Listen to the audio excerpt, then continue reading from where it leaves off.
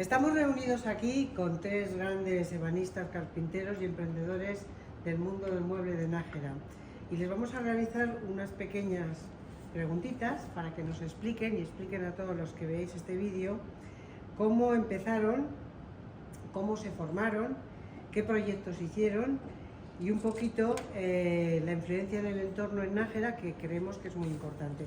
Entonces voy por la primera pregunta. Tenemos aquí a Valentín Rábanos, a Serafín García y a Enrique Hacha. Entonces, ¿cuándo y cómo empezasteis como carpinteros y ebanistas? Serafín, ¿cuándo empezasteis? Bueno, yo ebanista no soy. He sido almacenista de maderas, especializado en tableros y chapas, y empecé en el año 1967. Y ahí, pues, continuamente ya trabajando, aunque anteriormente ya conocía el sector. Muy bien. Valentín, ¿cuándo empezaste? Pues concretamente a trabajar como trabajador en 1964, por ahí, 65, a los 14 años. A los 25, 1976, puse mi primera empresa. Y a los 3 años, en aquel momento, pues el mueble iba en un auge muy importante. Nos juntamos 3 personas y creamos otra empresa. 3 años después, pues ya hice otra empresa mía, que era Muebles Dani, que es la que, digamos, se mantuvo. Vale, pero de eso hablaremos más adelante. Enrique, ¿cuándo empezaste? Aproximadamente en 1965. De jovencito, mi padre me dice que tengo que estar en la fábrica con él. Mi padre había fundado Cayo Achalenés en 1953, 1954, y la prensa persistió hasta que él fallece en el año 87. Entonces yo prácticamente desde el año 67 trabajo en ebanistería hasta el año 93. Vale. Para diferenciar un poco y que la gente que lo vea sepa diferenciar. Por explicar un poco, Serafín, entonces tú eras un almacenista, traías madera para repartirla entre los talleres que fabricaban muebles. ¿Es así? Administraba a mis clientes, especializado en tableros y chapas, y después ya con los años incorporé la decoración en madera, parques flotantes, revestimientos de paredes, escaleras, puertas, etc. Muy bien. ¿Y vosotros realizáis muebles desde el proyecto inicial hasta la finalización y la venta? Sí, en mi caso era más el tema auxiliar. Durante un par de décadas, primero la talla, luego pues cambios de consumo, me metí en los torneados y montamos una empresa muy especializada en torneados. Antes estuve de socio con las molduras entre el 79 y 82, y luego al final terminé fabricando muebles lacados. ¿Y tú? En mi caso fue una fábrica de muebles, en concreto dormitorios, prácticamente siempre, durante 40 años, desde el año 53, que es cuando empieza mi padre, hasta el año 93, que es cuando definitivamente se cierra la última fábrica, que digamos tiene su continuidad con lo que era la empresa de mi padre, Cayo Achalenés. Muy bien. ¿Qué influencia creéis vosotros que tuvo en el entorno de Nájera? Porque Nájera era muy conocido por el mundo del mueble. ¿Cómo influyó en socioeconómico, en lo cultural también? ¿Qué eventos se hacían para reflejar lo que es el mundo del mueble de Nájera? Bueno, yo creo que económicamente en el momento más fuerte del mueble, pues posiblemente era en una opinión, ¿no?, más o menos, el 80% de lo que movía toda la sociedad de Nájera. Si metemos también, lógicamente, los barnices, el transporte, todo lo que acarreaba el mueble, se creó una economía. Y de hecho, pues eso lleva a definir, en casi todas las partes de España se conocían como la ciudad del mueble de Nájera, ¿no? eso en cuanto al tema. La otra parte de la pregunta me parece que era... El socioeconómico y el cultural. Bueno, el cultural evidentemente cambia de los años 50, que todo el mundo era agricultor, por así decirlo, más o menos, a que en el año 1990-2000, pues teníamos, el que más y el que menos tenía una relación con el mueble. Entró la cultura del diseño, entró la cultura de la organización, entonces, creo que era una escuela de aprendizaje continuo, ¿no? Enrique. Vamos a ver, hay una evolución increíble y que va pareja en la evolución que España desarrolla entre 1950 y el año 2000. O sea, sí, la evolución de España ha sido sorprendente a nivel de todo el mundo. La evolución del pueblo en Nájera es equiparable en ese sentido. ¿Por qué razón? Porque pasamos de una economía rural, de una economía basada en la agricultura, a una economía industrial, que pasa por todos los procesos durante esos 40 años. Y pasa por un primer proceso que es el aprendizaje de un oficio, ebanistas, de los antiguos ebanistas, que evidentemente había en Nájera desde mucho antes, y ese oficio no se queda simplemente en lo que es en el oficio de practicar y trabajar la ebanistería, sino en el oficio de hacerse industrial, con lo que ello significa de cualificación para las personas que forman parte de toda la historia de Nájera. Digamos que los de Nájera, su universidad, su carrera de vida, la ponen en marcha durante todos esos años y se convierten de gente cuya salida única era el campo o la pobreza, en gente, en industriales, no solamente bien vistos en su región, sino con una fama de gente seria, de gente trabajadora, de gente que entrega productos muy buenos en cualquier punto de este país. Eso es reconocido por todas las instituciones. Cuando hablo de instituciones, hablo pues el gobierno civil, que en principio era quien comandaba esta provincia con la Diputación, y posteriormente con la creación de la autonomía, con el reconocimiento por todos los gobiernos de la autonomía de la labor del mueble en Nájera y del potencial económico que eso ha tenido durante todos esos años para La Rioja como tal. Logroño como provincia hasta el 82 y como comunidad autónoma a partir de ese momento. Entonces a mí me parece que la carrera sin universidad que consiguen los empresarios y esos trabajadores que a la vez de aprender el oficio se convierten en empresarios, a la vez formando cooperativas, formando empresas familiares, de hermanos, de amigos, etcétera, etcétera, es un logro absolutamente increíble y muy difícil de repetir. ¿Estáis de acuerdo? Me imagino, ¿no? ¿Vosotros también en eso? En lo que ha comentado Enrique. Sí. Y luego, en el tema de herramientas, tuvisteis que evolucionar muchísimo en maquinaria, en modernizarse. Sí, obligatoriamente.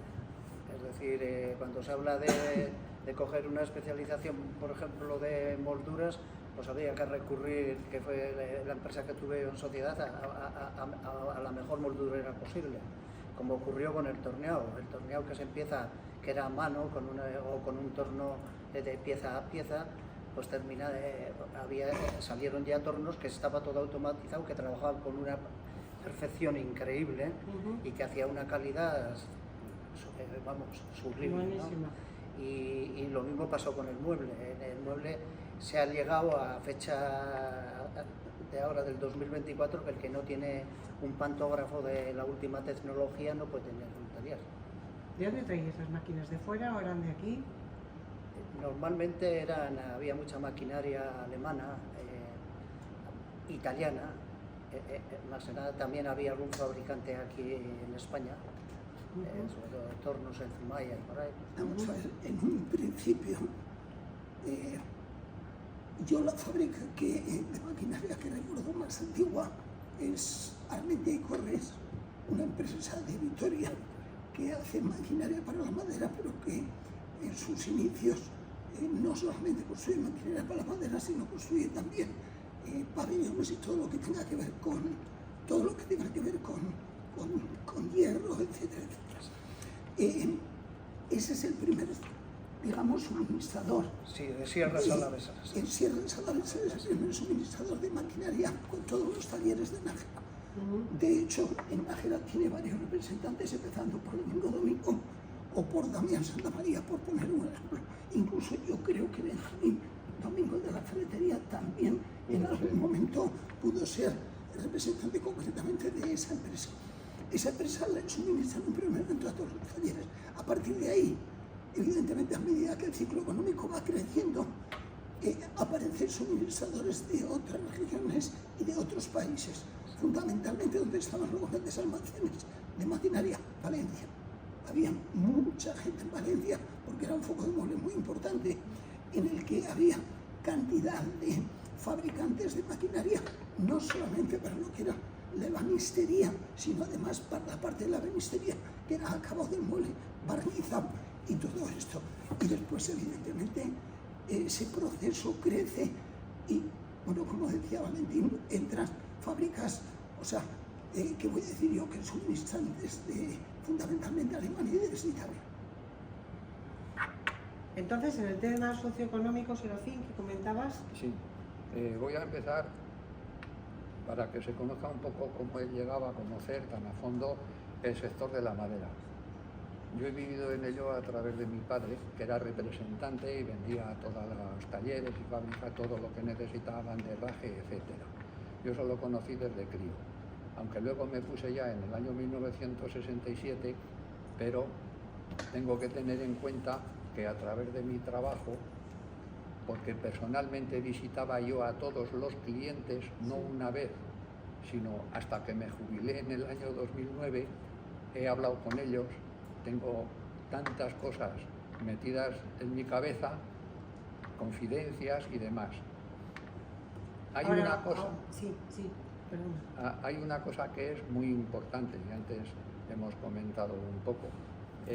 Cuando se empezaron los talleres en los portales, cañineros, patas, donde había un hueco, pues claro, entonces había muchas necesidades y siempre avanzando un poco en el trabajo, normalmente la gente pues tenía una ambición, por decirlo de alguna manera, que era algún día se podrían comprar un terreno para hacer su casa, abajo el taller y arriba la vivienda. Era muy fácil entonces con las horas que se trabajaban. ¿Cuántas horas? Pues hasta 80 horas se trabajaban a la semana e incluso más. Qué barbaridad, Igual ¿no? es subversivo decirlo, pero bueno, la cosa es así. Se ganaba dinero y lo consiguieron. Y bastaría dar un paseo por el pueblo para ir diciendo las casas que hoy todavía están de los ebanistas que consiguieron comprar ese terreno y hacer esas viviendas. Pues muy bien, bueno, nos habéis hablado un poquito de la adaptación tecnológica, de la socioeconómica y claro, tú lo has dicho, Serafín, la relación con los clientes. ¿Era tan buena como me estáis contando la relación con los clientes? ¿Ha cambiado mucho? Decirme. Yo en lo que he visto la he tenido siempre muy buena con todos, podemos decir un 1, un 2% no, con el resto sí, bien por mi carácter, bien por el tema que llevaba. He procurado estudiar muy bien las visitas a los clientes, que no fueran muy seguidas. Procurar cuando veía alguna novedad en los materiales, llevar algo para poder enseñar, para poder hablar, y eso pues me ha dado un fruto extraordinario. ¿Era muy familiar el trato que teníais con los clientes? Entonces, sí, yo creo que antes ha dado un dato clave Enrique, y es que la seriedad es lo que se ha transmitido, pero en todo el país, del mueble de Nájera. Aquí lo que se comprometía uno llegaba. Yo creo que en casi todas las fábricas las devoluciones eran mínimas o casi inexistentes, y se estaba siempre en buena disposición. O sea, que el trato era más verbal, te doy mi palabra y la cumplían. Sí, porque en cada empresa había una persona que digamos que era pues, el líder de esa empresa, no podía ser de otra manera, aunque sería de pequeño tamaño, que te encargaba personalmente de tratar con todos los clientes.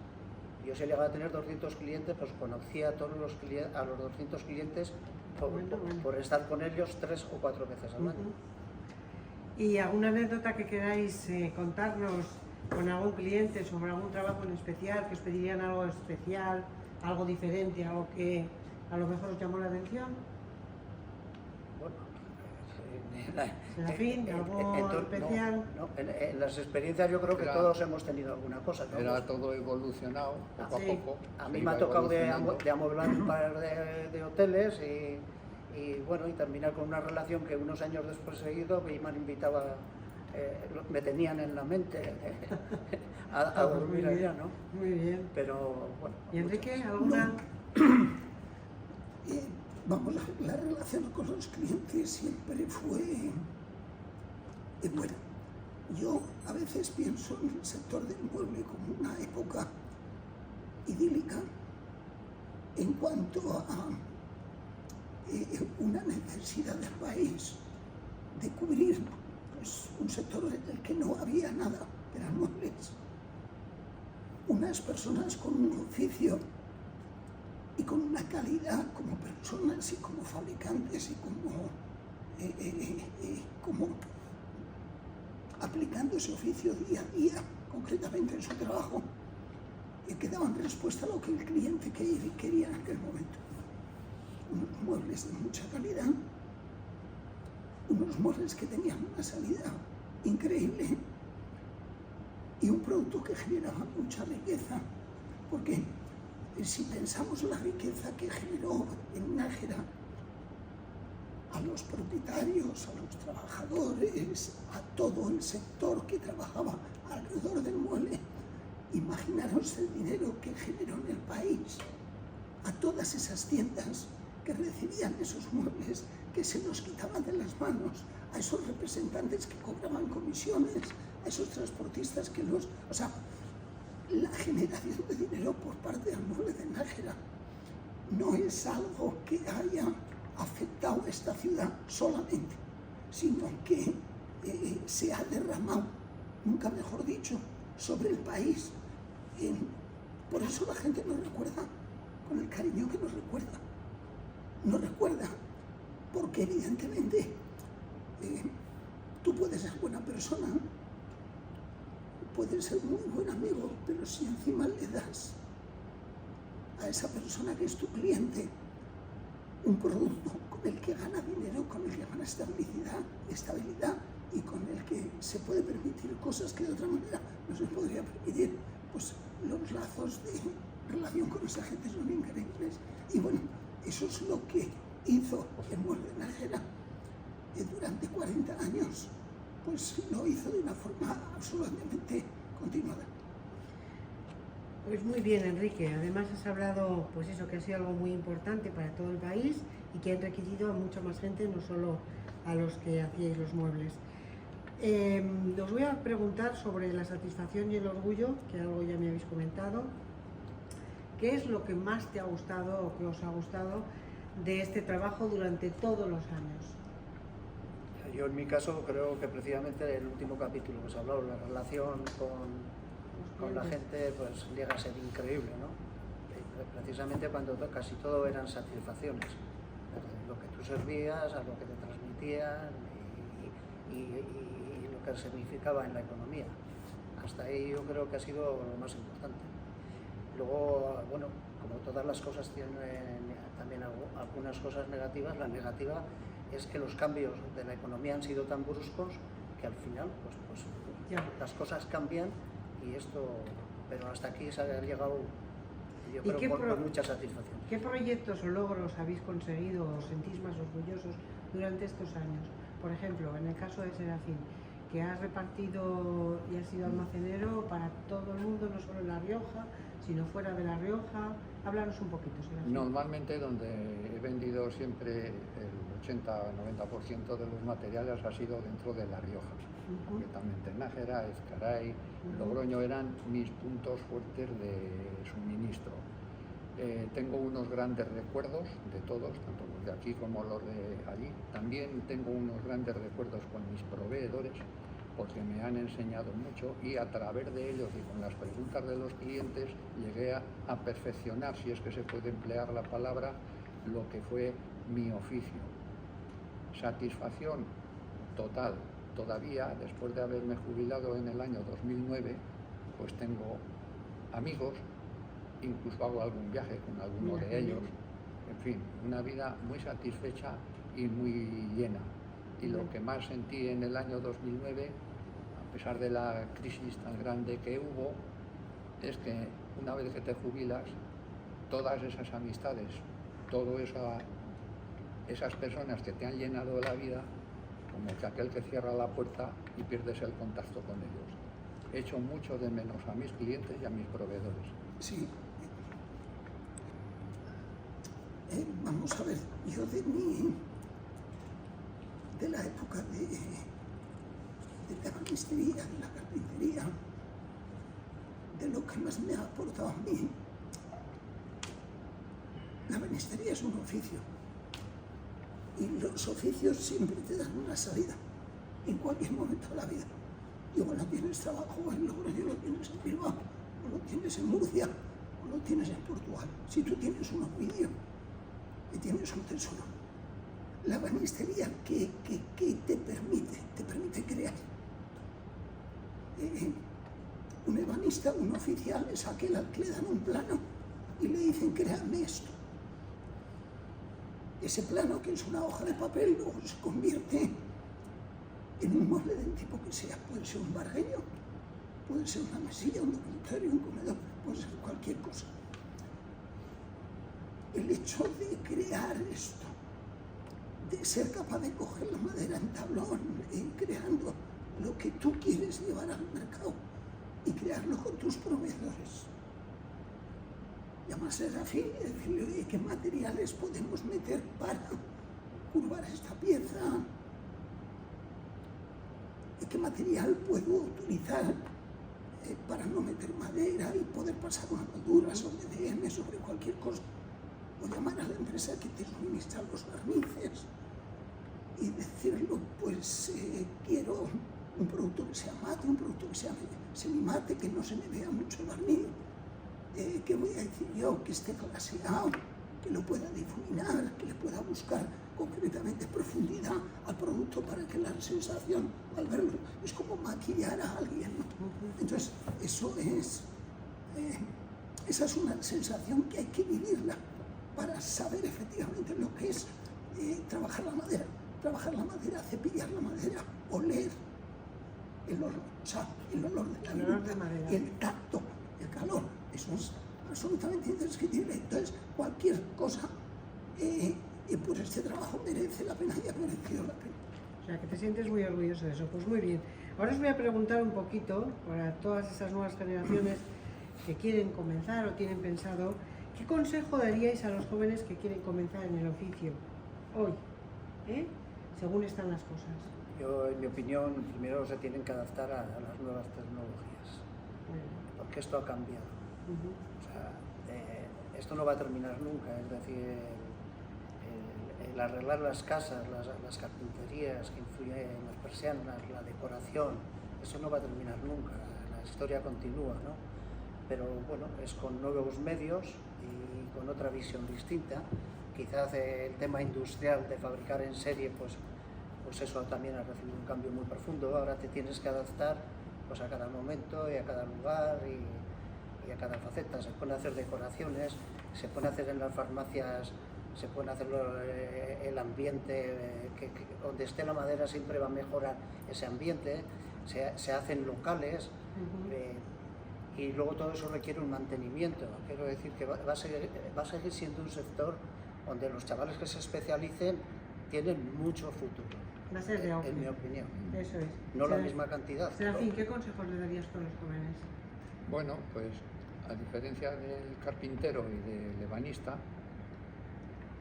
son dos oficios dentro de la madera, pero tienen sus dificultades, bueno, no dificultades, sino sus diferencias. El ebanista tiene que ser una persona capaz, como ha dicho antes Enrique, de hacer cualquier trabajo con cualquier madera, por difícil e imposible que parezca. Ese es el ebanista con una categoría ya de maestro. El carpintero pues se refiere ya más a otras cosas, de hacer las estructuras, poder echar los suelos, las paredes, revestimientos de todo tipo. Bueno, pero ahí en decoración los suelos se utilizan mucho el suelo de madera. Hombre, claro, y siempre Incluso se va para a las utilizar paredes. y revestimientos de Eso paredes. es. O sea, hay muchas evoluciones en los materiales que lo que necesitan también es conocer todo tipo de materiales para que puedan utilizar en cada momento el más apropiado. Ahora, por ejemplo, pues hay una evolución muy importante en cuanto al aislamiento de ruidos, el frío y el calor. Hay materiales hoy para ellos muy específicos que además no son muy caros y con eso hay un gran trabajo. Porque ¿quién no quiere aislar una casa de los ruidos y todas las cosas que hay hoy día? Ahí tienen un campo muy importante. Muy bien, Serafín. Enrique. Vamos a ver, yo creo que tener un oficio es lo más importante que le podemos dar a la gente joven. El oficio lo puede tener teniendo una carrera universitaria, teniendo una formación profesional en el área que sea, o en este caso concreto siendo ebanistas o siendo carpinteros. ¿Y tiene futuro? Por supuesto que tiene futuro. ¿Y cuáles son los inconvenientes, entre comillas, que hay hoy? Que todo es mucho más rápido, todo es mucho más ágil y todo se caduca al día siguiente. Con lo cual, eso hay que aplicarlo a la empresa en la que estés y ya está solucionado el problema. Muy bien. Si tú conoces lo que es tu oficio, tú vas a tener una salida. Y eso yo creo que es lo que los jóvenes tienen que tener claro. Hay que tener algo, sea fontanero uno, sea ebanista, sea cualquier otro tipo de oficio. Muy bien. ¿Y qué habilidades, porque me habéis hablado de la relación que teníais con los clientes y con los proveedores, pues qué habilidades y valores deberían de tener esa gente joven ahora al comenzar, por ejemplo, en el tema de la madera? Pues ¿Qué consideráis? yo diría que casi la misma, es decir, la misma, como bien se ha comentado, adaptándose a los nuevos productos y a las nuevas necesidades. Sí, pero me habéis hablado antes Pues tiene que ser la palabra para vosotros tenía un valor increíble. Es que tiene que ser así, es decir, Eso los es. valores en la persona son muy importantes, por eso pues el hacer una profesión, el estudiar una formación profesional es básica. Ahora a lo mejor no se puede salir corriendo, montar una empresa y ya está, pues no, porque vas a fabricar, porque entonces fabricábamos todo lo mismo. Hoy hay que hacer un Porsche que se hacen en Nájera, hay que hacer casas que se hacen en Nájera, hay que hacer decoración para lo que comentaba para locales, para todo tipo de locales que se hacen en Nájera. El mueble de baño está con mucha fuerza, que se hacen en Nájera. Y para todo eso se necesita tener unos principios básicos. Eso es camino hacia el triunfo. Muy bien. Serafín, ¿qué opinas? ¿Valores? ¿Valores? Pues por supuesto que tengan en cuenta que tienen que trabajar muchísimo, que no sirven 8 horas de trabajo, si es que van a trabajar por su cuenta, claro. Y en fin, que tienen que estar muy atentos a todo lo que aparece en el mercado. Yo le recomendaría a quien se vaya a poner por su cuenta o tenga esa ilusión, que empiecen a visitar las ferias de materiales. Los que tengan motivación y emprendimiento para poder avanzar en la vida y tener su oficio e incluso su pequeña empresa, pues tienen un buen porvenir. Pero tienen que estar siempre atentos a las últimas novedades, tanto de materiales como de la pequeña maquinaria que van a utilizar para realizar cualquier trabajo que les demanden. Muy bien, Enrique, ¿y tú? Es difícil dar un consejo cuando de lo que estamos hablando aquí es de carpintería y ebanistería. Yo acabo de decir que tener un oficio es muy importante, pero es evidente que las condiciones de la sociedad en la que vivimos son cambiantes. Entonces el que tiene un oficio, si quiere lograr algo, tiene que ser muy exigente consigo mismo. ¿En qué sentido? En el sentido de que lo que tiene que hacer es dar mucha calidad a los trabajos que haga como empleado o como empresario. Saber que efectivamente la sociedad es muy dinámica y tiene que cambiar. Tiene que tener la capacidad de cambio inmediato y ser ejemplar en el tipo de empresa que tenga. La palabra de las personas no ha cambiado mucho entre el año 50 y el año 2024. El que era serio entonces es serio ahora, porque entonces también había gente que no era tan seria. Pero quiero decir yo que si al final uno tiene oficio, es serio, tiene las ganas de salir, ser empleado y tiene ambición, se lo tiene que proponer y hacer lo mismo que hicieron nuestros padres o nuestros abuelos. El camino no es distinto.